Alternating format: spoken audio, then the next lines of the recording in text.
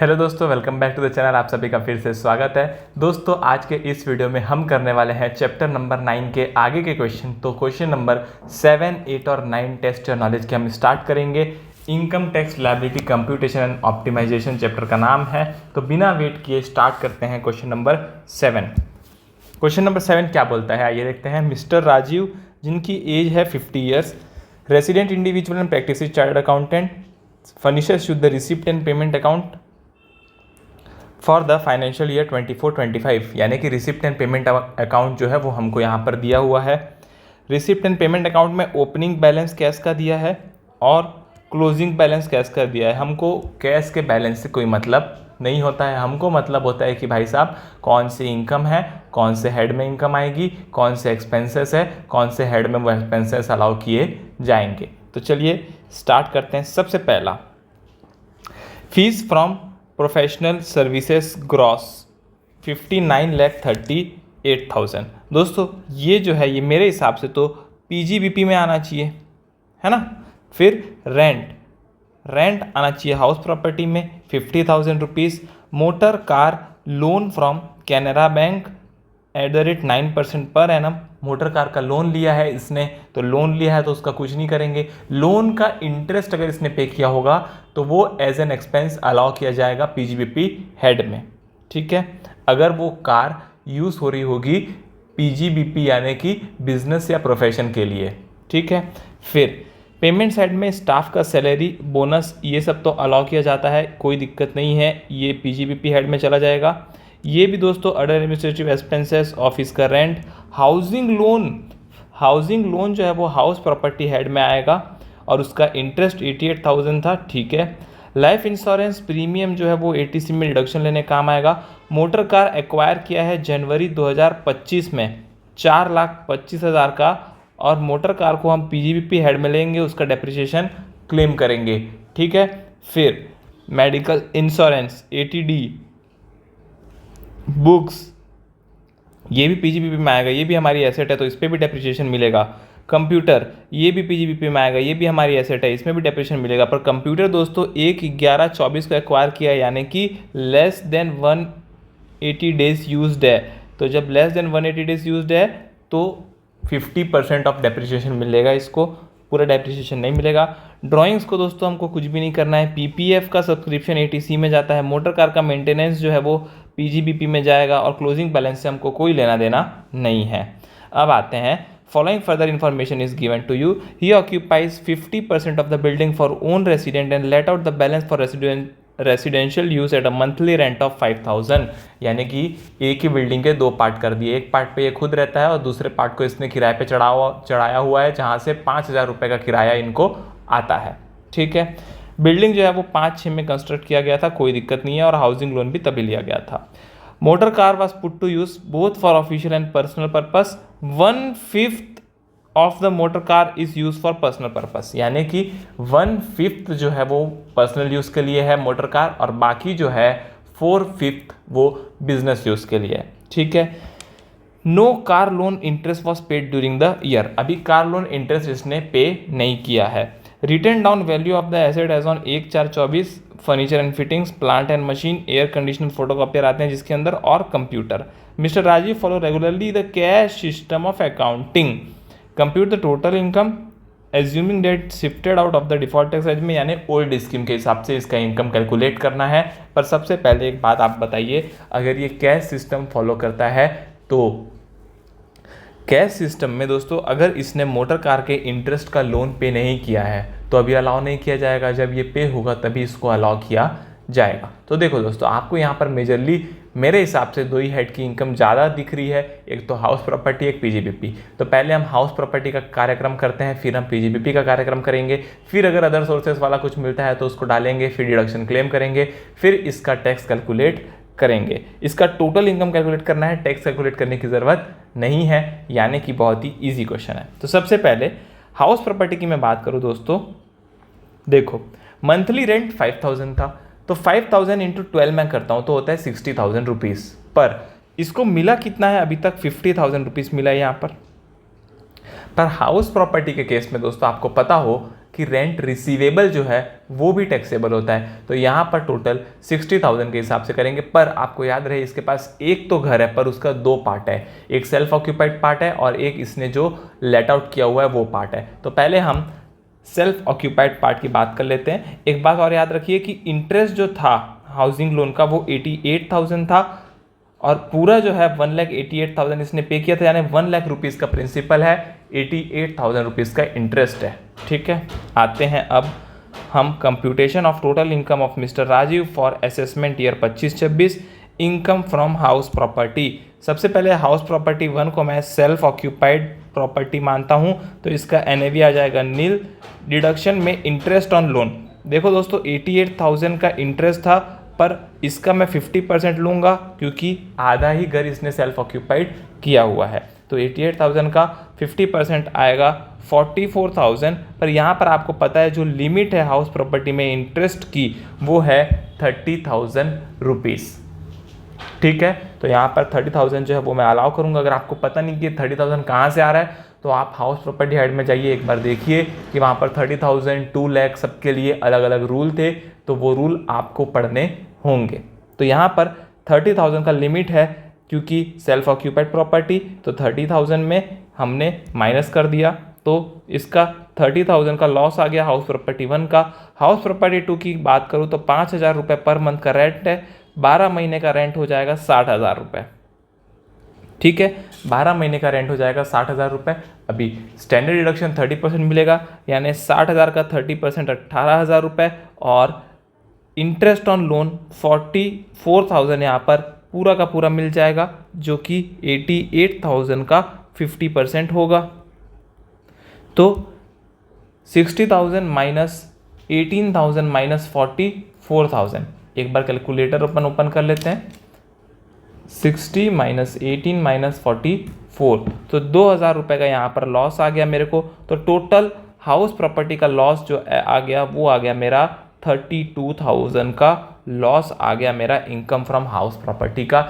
यहाँ पर आपको कोई भी डाउट नहीं होना चाहिए। अब आते हैं पीजीबीपी में। पीजीबीपी में दोस्तों सबसे पहले फीस फ्रॉम प्रोफेशनल सर्विस जो है वो यहाँ पर इनकम आ जाएगा 59,38,000। तो वहाँ से हम स्टार्ट करेंगे। 59,38,000 रुपीज़ जो है वो यहाँ पर इनकम हो गया। इसके बाद एक्सपेंसेस में 21,50,000 तो मिलेगा, 11,48,000 मिलेगा, ऑफिस का रेंट 30,000 वो भी मिलेगा, यानी कि 3 चीज़ें मिल रही है। 21,50,000 स्टाफ का सैलरी, 11,48,000 अदर एडमिनिस्ट्रेटिव एक्सपेंसेस और ऑफिस का रेंट 30,000 रुपये। तो ये तीनों को जो है हम पहले यहाँ पर माइनस कर देते हैं। स्टाफ का सैलरी 21,50,000, अदर एडमिनिस्ट्रेटिव 11,48,000, ऑफिस का रेंट 30,000। तो इतना तो हमको अभी तक मिल गया। आगे पढ़ते हैं दोस्तों। आगे हमने कहाँ पर पीजीबीपी लिखा है, ये देखो मोटर कार, ये तो डेप्रिसिएशन में आएगा। ठीक है, बुक्स डेप्रिसिएशन में आएगा, कंप्यूटर डेप्रिसिएशन में आएगा।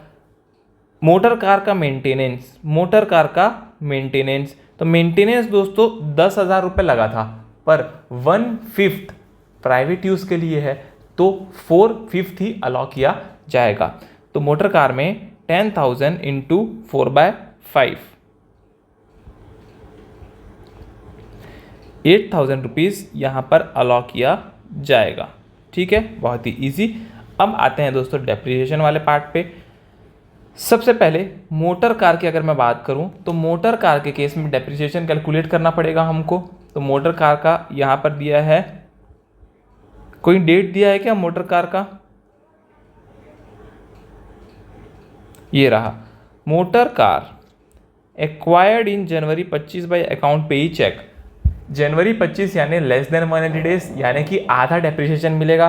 तो 4,25,000 का, वैसे मोटर कार पे 15% का डेप्रिसिएशन मिलता है, पर यहाँ पर दोस्तों इसको डेप्रिसिएशन जो है वो 7.5% का मिलेगा। तो आइए कार जो है वो कितने की थी देखते हैं हम। कार थी आपकी 4,25,000 रुपये की,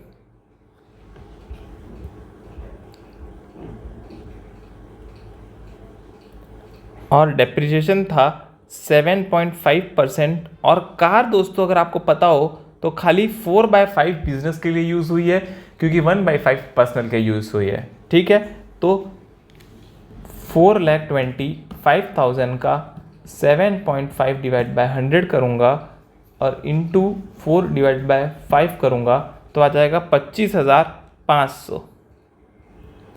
ये हो गया हमारा कार का डेप्रिसिएशन। अब हम आएंगे उसके बाद और क्या क्या है हमारे पास। देखो पीजीबीपी में एक तो कार हो गया, फिर आ गया बुक। बुक 1 जुलाई को है तो ग्रेटर देन 1 डेज है तो कोई दिक्कत नहीं है, पूरा डेप्रिसिएशन मिलेगा। 20,000 का बुक है यहाँ पर, तो 20,000 के बुक पे कितना डेप्रिसिएशन मिलेगा।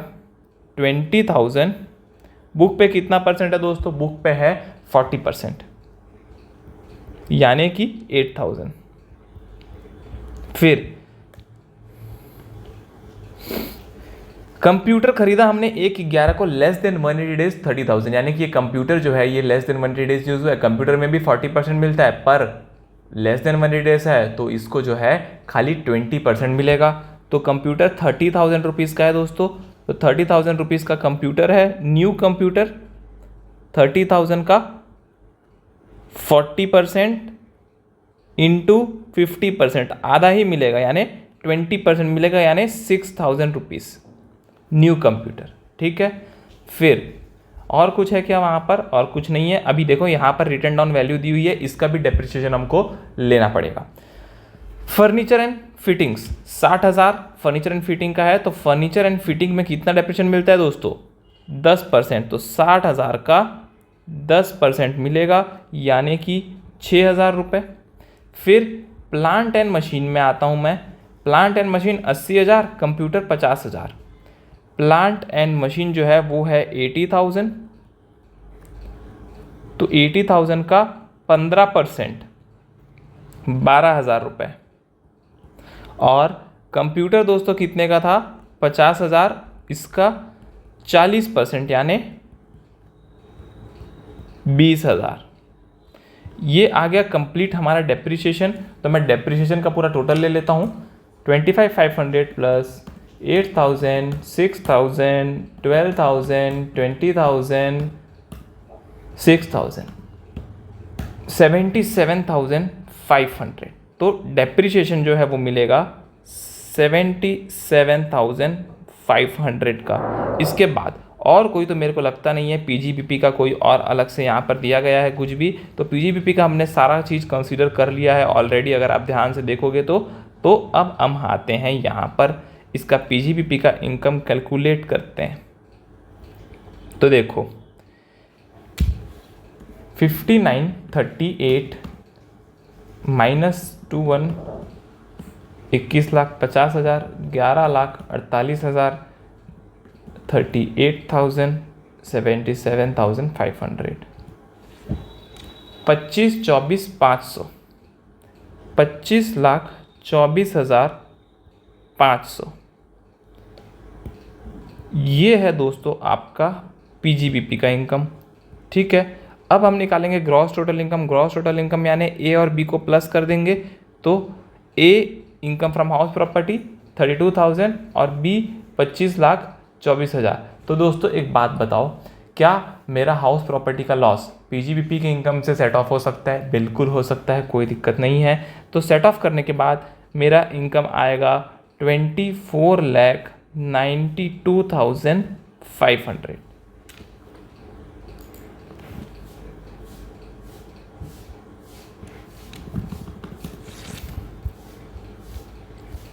ये मेरा आ गया ग्रॉस टोटल इनकम। आई होप आपको ग्रॉस टोटल इनकम समझ आया हो कहाँ से आया। मैंने लॉस को सेट ऑफ कर दिया पीजीबीपी हेड के इनकम के साथ। अब एटीसी की बारी है। तो एटीसी में दोस्तों हाउसिंग लोन 1,88,000 पे किया था, जिसमें से 88,000 इंटरेस्ट था और 1 लाख रुपए का प्रिंसिपल था।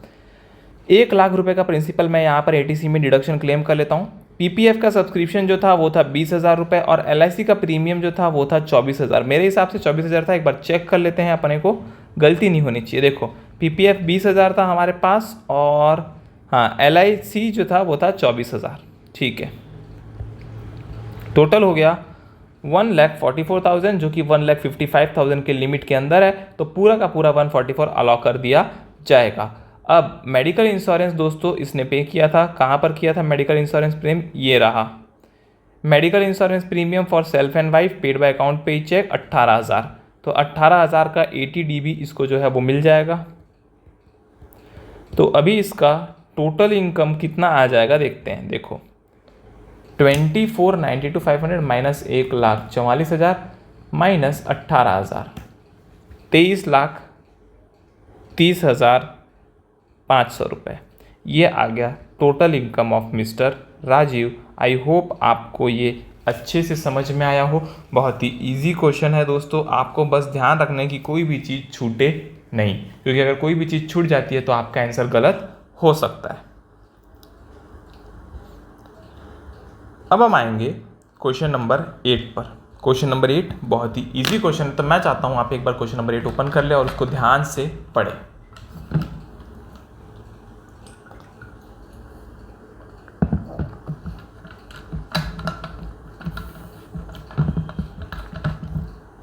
क्वेश्चन नंबर 8 बोलता है from the following detail compute the total income and tax liability. दोनों निकालना है यहाँ पर, टैक्स लायबिलिटी भी टोटल इनकम भी। सिद्धांत जिसका एज 31 ईयर है, दिल्ली में रहता है। अच्छा both as per 115 BAC and regular provision, यानी दोनों प्रोविजन से बनाना है, ओल्ड और न्यू दोनों से बनाना है। बहुत बढ़िया, हमको सब आता है, कोई दिक्कत की बात नहीं है। कभी भी किसी क्वेश्चन को देखकर घबराना नहीं चाहिए, क्योंकि घबराते तो कायर हैं, घबराते तो वो हैं जो पढ़ के नहीं आए हो। हम तो सब प्रोविजन पढ़ के आए हैं, नया हो पुराना हो, TDS हो TCS हो कुछ भी हो, हम सब पढ़ के आए हैं यहाँ पर। ठीक है, बहुत बढ़िया, ये कॉन्फिडेंस रहना चाहिए एग्जाम में। अभी आपको एडवाइस देना है मिस्टर सिद्धांत को कि उसको नया स्कीम लेना चाहिए या पुराना स्कीम लेना चाहिए। ठीक है, बिना टाइम वेस्ट किए स्टार्ट करते हैं। Salary including dearness allowance 4,35,000, bonus 15,000, salary of servant provided by the employer 12,000, rent paid by सिद्धांत फॉर इस accommodation 49,600, bill paid by the employer for gas electricity water free of cost, ये सब मिला 11,000 रुपये। कोई दिक्कत की बात नहीं है। सिद्धांत ने एक फ्लैट खरीदा कोऑपरेटिव सोसाइटी में दिल्ली में, 4,75,000 रुपये का फ्लैट खरीदा है, जिसको फाइनेंस किया है LIC ने। 1,60,000 रुपये दिए थे 15% इंटरेस्ट पे, और उसने खुद की सेविंग लगाई 65,000, और उसने एक नेशनलाइज बैंक से डिपॉजिट लिया था 2,50,000, जिसको उसने ये फ्लैट को लीज पे दे दिया है 10 साल के लिए, जिसका रेंट है 3,500 per month.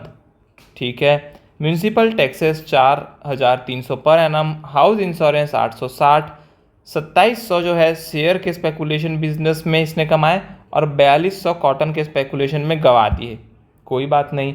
In the year 21-22 उसने अपने वाइफ को 30,000 गिफ्ट किए थे, 20,000 सन को गिफ्ट किए थे। सन की एज 11 थी, यानी कि माइनर सन था, और गिफ्टेड अमाउंट को जो है उसने राजेश को एडवांस किए। अब राजेश जो है उसको 19% पर एनम का इंटरेस्ट दे रहा है, यानी कि यहाँ पर मेरे को क्लबिंग प्रोविज़न लग सकता है, ऐसा लग रहा है। ठीक है, सिद्धांत को गिफ्ट मिला 30,000 ईच फ्रॉम 4 फ्रेंड। ईच लिखा है दोस्तों, ईच बहुत इंपॉर्टेंट है यहाँ पर। ईच वर्ड अगर आप मार खा जाते हो तो आप इसको टैक्सेबल नहीं करोगे। यहाँ पर ईच लिखा है, यानी टोटल कितनी हो गई है, टोटल हो गया 1,20,000 का। 30,000 इंटू 4, 50,000 कॉन्ट्रीब्यूट किया है PPF में। देखो जब भी ऐसे सिचुएशन आए कि आपको दोनों ही स्कीम से बनाना है क्वेश्चन, और दोनों ही स्कीम से क्वेश्चन बनाते बनाते आपको जो है टैक्स भी निकालना है, तो सबसे पहले आप क्या करिए, नया स्कीम के हिसाब से बनाइए, क्योंकि नया स्कीम में ज़्यादा झंझट मारी नहीं रहता है, कोई डिडक्शन कुछ नहीं रहता है,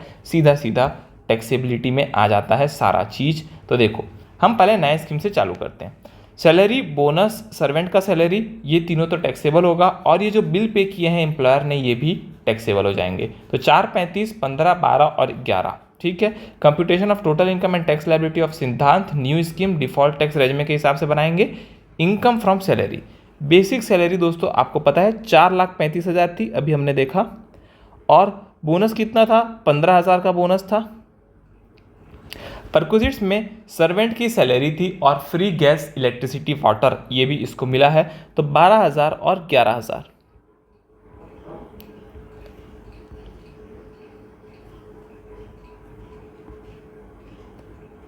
टोटल हो गया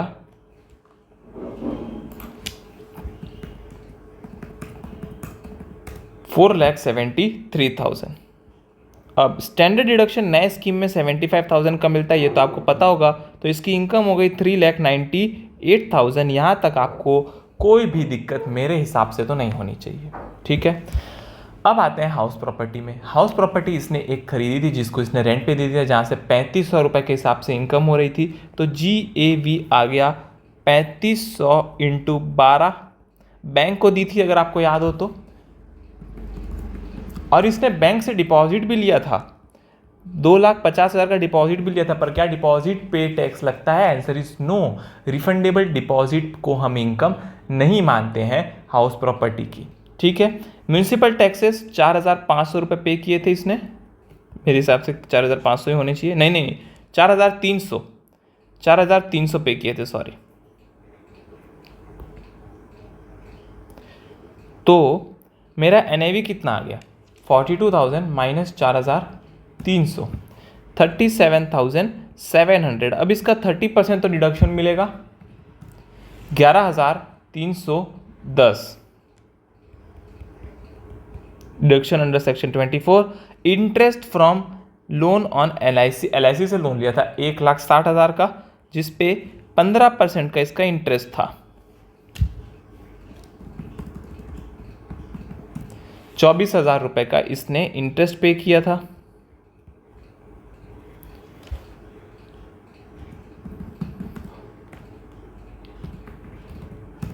तो 2,390 का इसका जो है वो इनकम आ गया हाउस प्रॉपर्टी का, 2,390। आपको इसमें कोई भी डाउट नहीं होना चाहिए।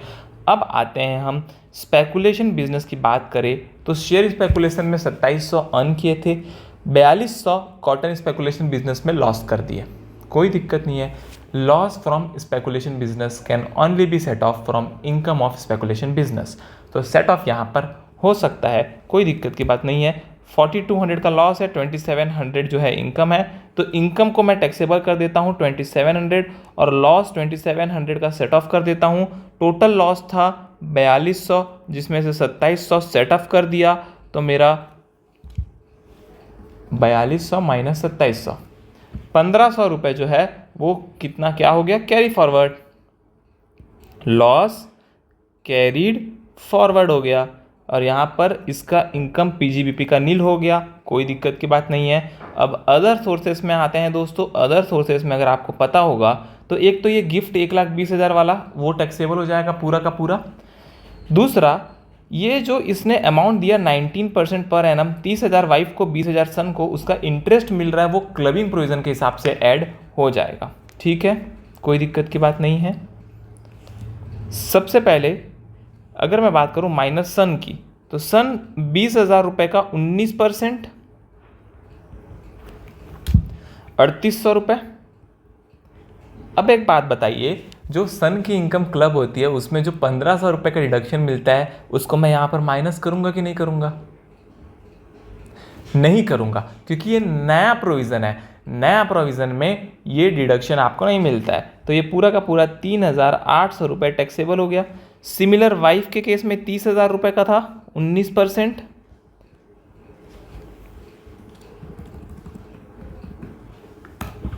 $5,700, और 4 फ्रेंड से 1,20,000 का गिफ्ट मिला था,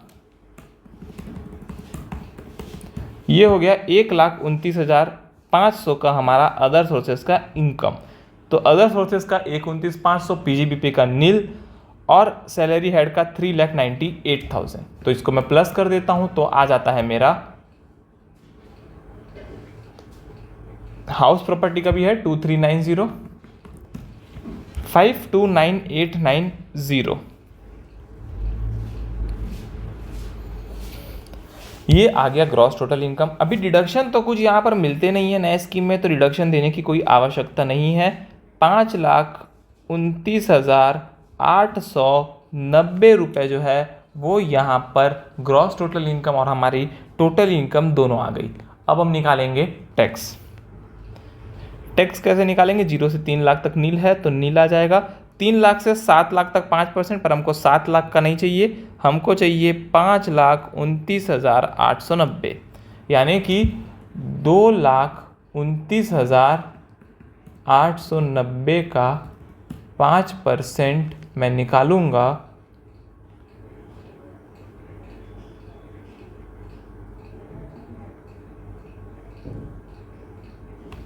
229,890 इंटू 5 डिवाइडेड बाय 100।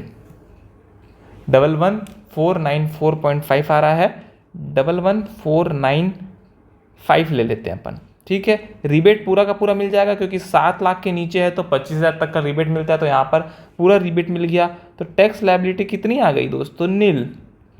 यानी कि अगर ये नए स्लैब के हिसाब से टैक्स पटाता है, नए प्रोविज़न के हिसाब से, तो पूरा का पूरा जो है वो नील हो जाता है। ठीक है, कोई दिक्कत की बात नहीं है। अब हम आते हैं computation of total income and tax liability of सिद्धांत ओल्ड प्रोविज़न के हिसाब से। ओल्ड प्रोविज़न में दोस्तों क्या क्या चेंजेस है? सबसे पहले ग्रॉस टोटल इनकम जो है वो पूरा का पूरा मैं यहाँ पर ले लेता हूँ 5,29,890। स्टैंडर्ड डिडक्शन वहाँ 75,000 मिला था, पर नए वाले में 50,000 मिलता है, तो जो 25,000 ज़्यादा मिला था उसको वापस से मैं ऐड बैक कर देता हूँ।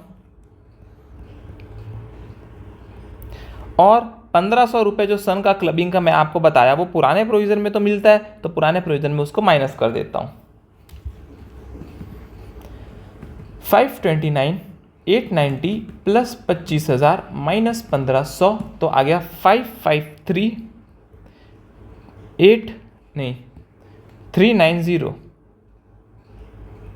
अभी एटीसी में डिडक्शन आपको पता होगा, इसको मिलने वाला है ये 50,000 जो पीपीएफ में जमा कराए थे पॉइंट नंबर एफ में, तो 50,000 का डिडक्शन मैं इसको दे दूंगा यहाँ पर।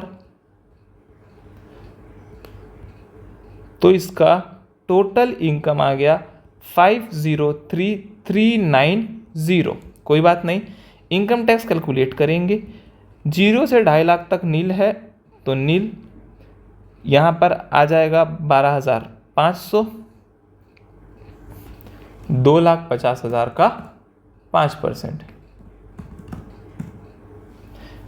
और 5 लाख से 5,03,390 यानी 3,390 का 20% 678। टोटल हो गया 13,178। 4% का हेल्थ एंड एजुकेशन से जुड़ेगा 527 रुपीज़। तो टोटल टैक्स लायबिलिटी आ गई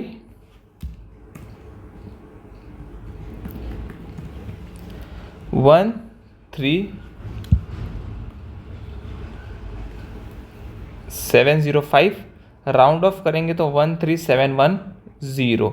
ये आ गया हमारा नया स्कीम में टोटल टैक्स लायबिलिटी। अब आप मेरे को बताइए, क्या 13,000 का टैक्स पटाना अच्छी बात है या फिर नील टैक्स पटाना अच्छी बात है? नील, जाहिर सी बात है, कोई भी नील ही पटाएगा, क्यों कोई tax पटाएगा?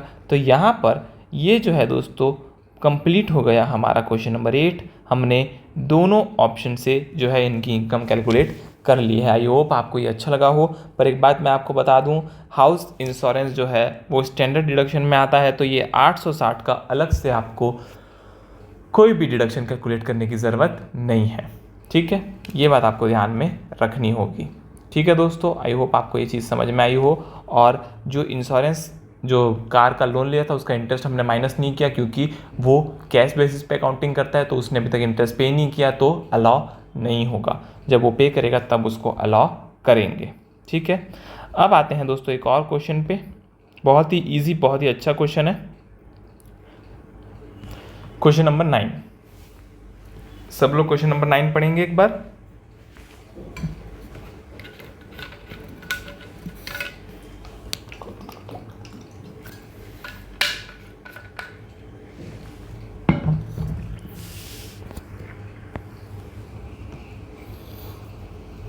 Compute is total income and tax payable thereon for assessment year 25-26.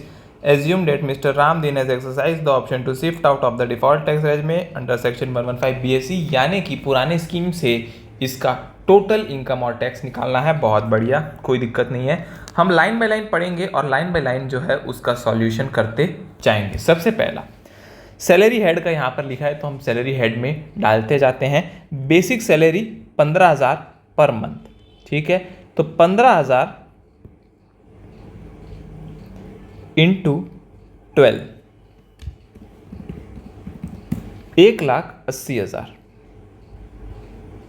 फिर डीए, डीए कितना है? 50% रिटायरमेंट फॉर्म है, 12,000 पर मंथ, ठीक है। पर चार्जेबल तो यहाँ पर पूरा होगा, 12,000 इंटू 12, 1,44,000 रुपये का डीए हो गया। Commission as a percentage of turnover of the company, turnover of the company 50 lakh, तो 50 लाख का 0.5%।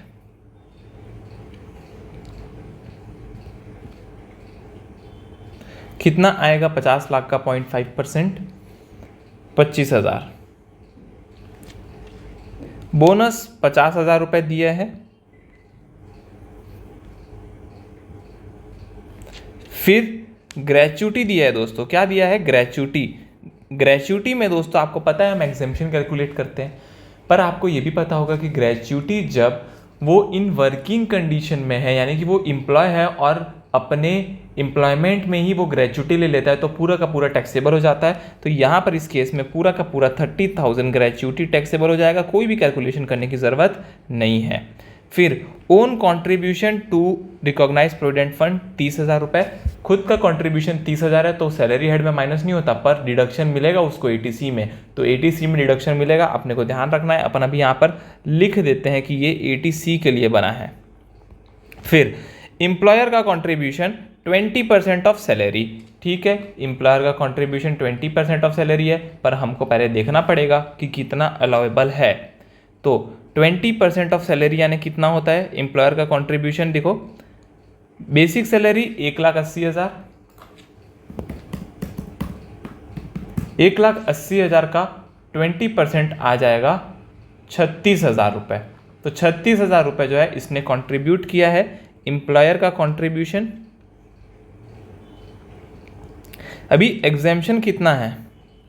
एग्जेम्पशन कितना है? देखो, एग्जेम्पशन है आपका maximum 12% of salary plus DA in terms plus commission, ठीक है। तो अभी हम एग्जेम्पशन कैलकुलेट करते हैं। 1,80,000 का सैलरी प्लस 1,44,000 पूरा तो नहीं आएगा, पर उसका 50% आएगा। 50% इंटू 1,44,000 प्लस 25,000 रुपये, इसका 12% हमको निकालना है। 144 प्लस 1,80,000 प्लस 25, इसका 12%, 33,240 रुपये आ गया इसका मैक्सिमम एग्जेम्पशन जो ये ले सकता है एम्प्लॉयर कंट्रीब्यूशन का। पर इसने 36,000 था, तो 36,000 में से मैं 33,240 रुपये माइनस कर दूंगा, जो कि इसका एग्जेम्पशन दिया गया है लॉ के हिसाब से, और इसका इनकम जो है वो 2,760 रुपये टैक्सेबल हो जाएगा, ठीक है। आई होप आपको ये एम्प्लॉयर का कंट्रीब्यूशन वाला कॉन्सेप्ट समझ आया हो। फिर इंटरेस्ट क्रेडिटेड इन आरपीएफ 15%, 9.5 तक तो अलाउड है, एग्जेम्प्ट है, पर यहाँ पर 15 दिया गया है, 15,000, तो बहुत ही सिंपल है भाई साहब। मिला कितना? मिला 15,000।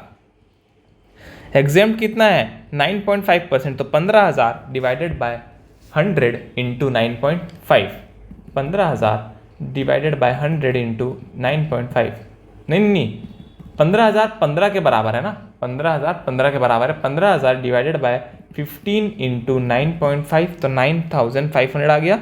9,500 एग्जेम्प्ट हो गया, तो बाकी का 5,500 जो है वो टैक्सेबल हो गया, ठीक है, कोई दिक्कत की बात नहीं है। अभी गोल्ड रिंग 10,000 एम्प्लॉयर ने दी थी भाई साहब वेडिंग एनिवर्सरी के दिन, कोई बात नहीं, एम्प्लॉयर का गिफ्ट 10,000 की गोल्ड रिंग टैक्सेबल हो जाएगी, कोई दिक्कत की बात नहीं है।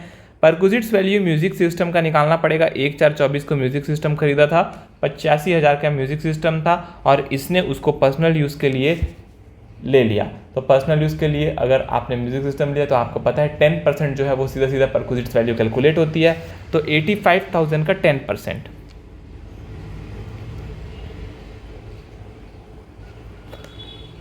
8,500 रुपये। इसके बाद 2 लाइट गुड के व्हीकल थे इसके पास जो वो खुद ओन करता था, जिसको इसने ट्रांसपोर्ट कंपनी को दिया था और 6,500 पर मंथ कमा रहा था, पर बुक्स ऑफ अकाउंट्स मेंटेन नहीं कर रहा था। जब बुक्स ऑफ अकाउंट्स मेंटेन नहीं कर रहा था तो हमारे पास लाइट व्हीकल के लिए 44 AE है। 44 AE बोलता है 7,000 पर मंथ लगेगा भाई साहब। तो 7,500 पर मंथ, 7,500 पर मंथ पर व्हीकल, ठीक है, कोई दिक्कत की बात नहीं है। तो वो तो पीजीबीपी में जाएगा। पीजीबीपी में प्रिजम्पटिव इनकम में आएगा। और कोई सैलरी हेड का इनकम यहाँ पर आपको दिख रहा है क्या? इंटरेस्ट, एफडीआर नहीं। तो सैलरी इनकम का दोस्तों इतना ही इनकम था। तो सैलरी इनकम का पहले हम जो है कैलकुलेशन बैठा लेते हैं एक बार। 1,80,000, 1,44,000, 75,000, 30,000, 2,760, 5,500, 10,000, 8,500, 4,55,000, 760 रुपये आ गया दोस्तों हमारा सैलरी हेड का टोटल। स्टैंडर्ड डिडक्शन नए वाले में मिलता है 50,000 का, तो 4,05,760 आ गया सैलरी हेड का इनकम। फिर मैं बात करता हूँ पीजीबीपी की इनकम की। तो इसके पास 2 ट्रक थी, 7,500 इंटू 2 ट्रक इंटू 12 महीने,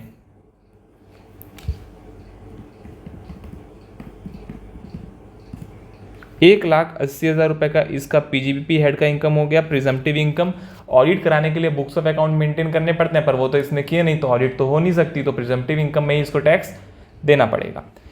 फिर आगे बढ़ते हैं। इंटरेस्ट रिसीव्ड 5,860 बैंक एफडी का इंटरेस्ट है, 24/4 को मिला है, कोई बात नहीं। इंटरेस्ट 6,786 नेट लिखा हुआ है debenture of Indian company. Interest net लिखा है यानी कि 10% टीडीएस काटने के बाद है ये 6,786, ठीक है, कोई बात नहीं। तो इंटरेस्ट तो पूरा टैक्सेबल हो जाएगा। 5,860 बैंक का एफडीआर, 5,860 बैंक का एफडीआर हो जाएगा। और इंटरेस्ट ऑन डिबेंचर कैसे कैलकुलेट करेंगे? बहुत ही ईजी है। देखो 6,786 जो है वो 90 के बराबर है और हमको चाहिए 100, तो 6,786 डिवाइडेड बाय 90 इंटू 100, 7,540 प्लस 5,860, तो 13,400 आ गया इनकम फ्रॉम अदर सोर्सेज। तो मेरा ग्रॉस टोटल इनकम कितना आ जाएगा दोस्तों? ग्रॉस टोटल इनकम कैसे आएगा? A plus B plus C, यानी कि सैलरी का इनकम, पीजीबीपी का इनकम और अदर सोर्सेज का इनकम मिलाकर मेरा बनता है 5,99,160 रुपीज़।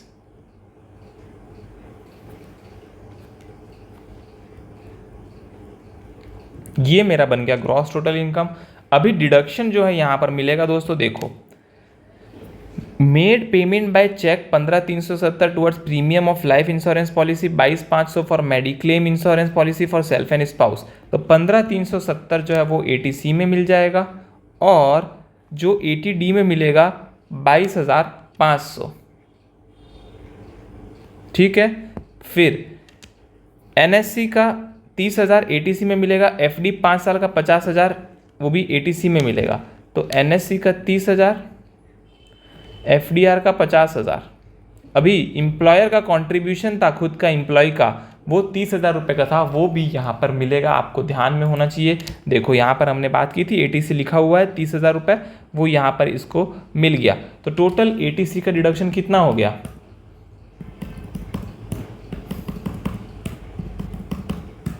1,25,370, जो कि 1,50,000 के नीचे है, तो पूरा का पूरा डिडक्शन मिलेगा, इसका भी पूरा का पूरा डिडक्शन मिलेगा। और एक पॉइंट छूट गया है दोस्तों, donation of 11,000 to institute approved under section 80G and 5,100 to prime minister national relief fund were given during the year by way of cheque. अब एक बात बताओ, prime minister national relief fund 5,100, यहाँ तो 100% मिलता है विदाउट क्वालिफाइंग लिमिट, तो 5,100 पे पूरा का पूरा डिडक्शन मिल जाएगा। पर जो अप्रूव्ड इंस्टीट्यूशन में इसने दिया है वहाँ पर 50% मिलता है, वो भी क्वालिफाइंग लिमिट के साथ। तो पहले क्वालिफाइंग लिमिट कैलकुलेट करेंगे। क्वालिफाइंग लिमिट यानी 10% of adjusted total income. Adjusted total income यानी gross total income minus deduction under section 80C और 80D। तो ग्रॉस टोटल इनकम जो था वो था 599,160 minus deduction under section 180C minus 80D, ये कितना आ गया?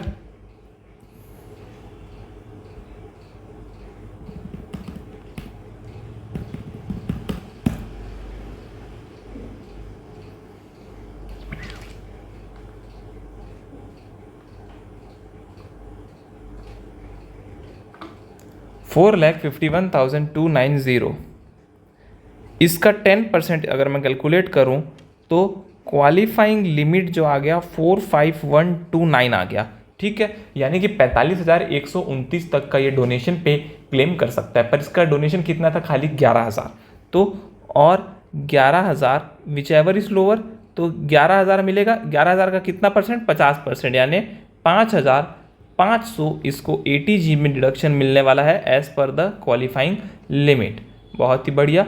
अब इसका हम कैलकुलेट करेंगे। 5,99,160 माइनस 1,25,370 माइनस 22,500 माइनस 5,100 माइनस 5,500, तो कितना आ गया हमारा? 4,40,690। तो अब हम इस पे टैक्स कैलकुलेट करेंगे, तो यहाँ तो नील आ जाएगा 2,50,000 तक, फिर 2,50,000 से 4,40,690 माइनस 2,50,000, यानी 1,90,690 का 5% 9,534.5 आ रहा है। तो 9,535 ले लेते हैं, ये पूरा का पूरा रिबेट मिलेगा क्योंकि 5 लाख के अंदर है, तो टैक्स लायबिलिटी इसकी जो है नील आ जाएगी। पर यहाँ पर अगर आपने क्वेश्चन छोड़ दिया तो आपके 2 मार्क्स कट जाएंगे। क्यों? क्योंकि आपको ध्यान में रखना है कि डिबेंचर का इंटरेस्ट नेट करके दिया था तो उसका TDS कटा था, TDS कटा था तो उसका रिफंड भी मिलेगा क्योंकि इसका टैक्स नहीं आ रहा है। तो देखो दोस्तों कितना था, देखो 7,540 टैक्सेबल किया था, 6,786 नेट मिला था। तो 7,540 माइनस 6,786, 7,540 माइनस 6,786, या तो ऐसे निकाल सकते हो, या तो अगर आपको दूसरा फॉर्मूला निकालना है तो 6,786 डिवाइड बाय 90 इंटू 10 कर दो आप, तो आपका आ जाएगा 754। तो रिफंडेबल कितना है? 754 रुपये। राउंड ऑफ करने के बाद 750 रुपये आपको टैक्स रिफंड मिल जाएगा। दोस्तों ये था हमारा 3 क्वेश्चन हमने कंप्लीट किया, क्वेश्चन नंबर 7, 8, 9। आई होप आपको समझ आया हो। अगर अच्छा लगा हो तो लाइक करिए, शेयर करिए दोस्तों के साथ, सब्सक्राइब करिए चैनल को। इसके बाद हम लास्ट वीडियो लाएंगे जहां पर क्वेश्चन नंबर 10, 11, 12 जो है वो आपके साथ डिस्कस करेंगे। आज के लिए इतना ही। जय हिंद, वंदे मातरम।